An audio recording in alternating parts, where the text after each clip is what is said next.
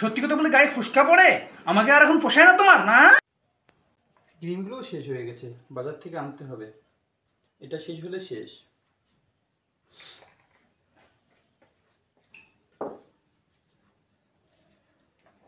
কি গো, শুনছো? ঘুম থেকে উঠো, বেলা হয়ে গেল তো অনেক।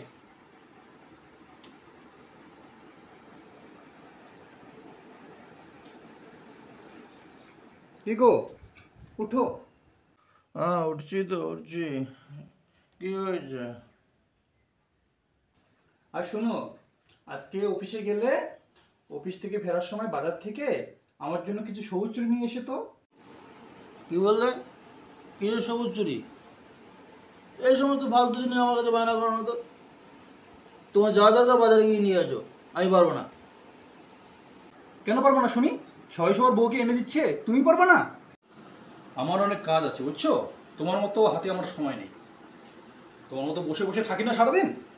হ্যাঁ, সারাদিন বাড়িতে বসে বসে থাকো তো, বাইরে বেরো, বুঝবে কেমন। ও, সময় থাকবে না তো? অন্য কেউ হলে ঠিক সময় থাকতো তোমার। কি উল্টো পাল্টা বলছো তুমি? কিসের অন্য কেউ? সত্যি কথা বলে গায়ে ফুসকা পড়ে, আমাকে আর এখন পোষায় না তোমার, না? তোমার না পোষালে তুমি বাপের বাড়ি যাও বুঝছো? এত চিৎকার করবে না। আর পাশের ঘরে বাবু কিন্তু পড়াশোনা করতেছে, এটা মনে রেখো। Twinkle twinkle little star, twinkle twinkle little star, twinkle twinkle little star. আজকেও ঝগড়া শুরু হয়েছে। সকাল সকাল প্রতিদিন ঝগড়া। Twinkle twinkle little star. চিৎকার করবো না মানে?